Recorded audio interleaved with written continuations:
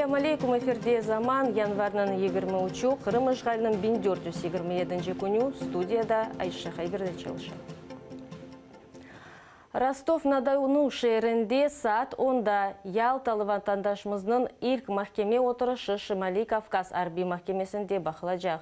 Оларны Русияде ясақланған Хизбут Тахрир тешкелятында иштирак етуде хабатлайлар.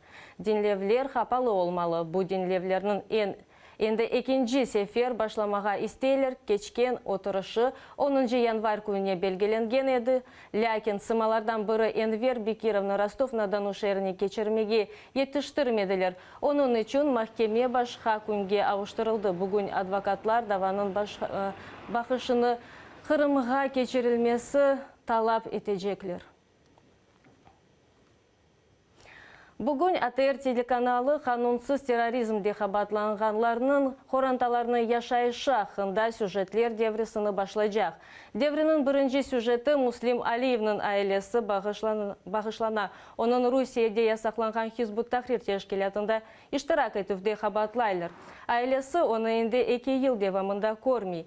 Февральның 16-сы күні олар ағыр дұйғылармен иле қатырлайлар.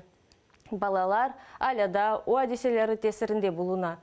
Муслим Алиев Алуштада ерлі мұсылманлар жематының тешкелятчысы олып, жума намазларны ве худбелерні алып барайды. Омыр архадашы айта ки, хожасы өз жематыны хайғырған бір инсандыр.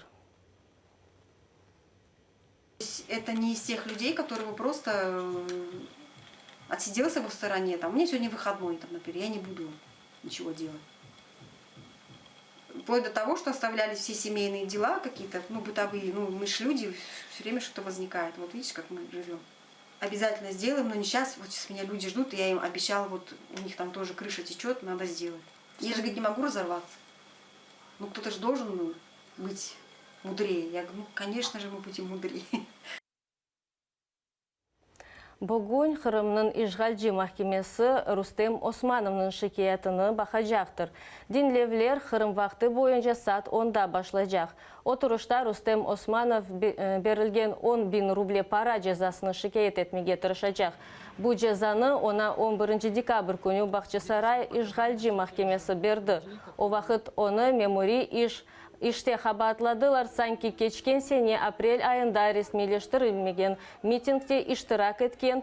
О вақыт Қырым татарларының евінде тинтув кечірілген Сейдамет Мустафаевге дестек етмек için келділер. Нетижеде Рустем Османовны Ишғалжилер машина ве инсанларға кечмеге кедер еткенінде хабатладылар.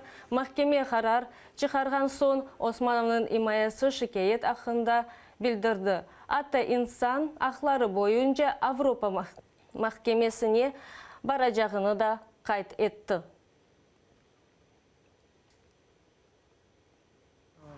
В то время, когда они стояли по краям обочины, в момент совершения оперативно-розыскных мероприятий у Мустафаева Сейдамета в апреле месяце проезжала машина, и она двигалась спокойно.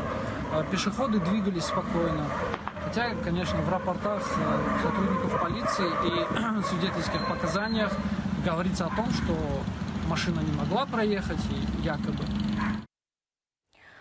Қырымда белли хореограф Али Алимовның жаназесі бүгін саат 11-де Ахметжетінің Абдал қабристанында қылынажақ.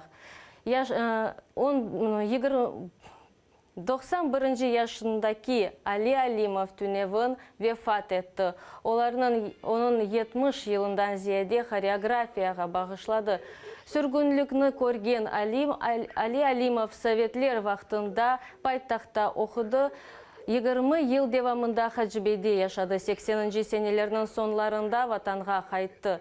1990-нji сенесі Ярымадаға 2 ансамбль тешкел етті. Олардың бірісі Белли Учансув ансамблідір. 70 ел девамында Белли Қырым-татар балетмейстері 2000-ден зияде талебесінің Қырым-татар милли ойынларыны огретті. Benim uzun senadım, ben oğa bir kişi kitaplar okuyayım, masallar olsun, bir şey olsun, efsaneler oğa bakıp, yani kompozisiya tırışam yapmağa. Ana o sebeple bana bağlar bir katmaylar. Çünkü ben de bir klasik anı bilemiz biz. Çoban olsun, Agra olsun, Kaytarma olsun, Yağlık olsun, olar bizim klasik programımızda, olar bizde hiç eksilmiyor. Şimdilik bu sonki haberimiz. Gelecek yayınlarımızı seyir etiniz, atayırlı olunuz.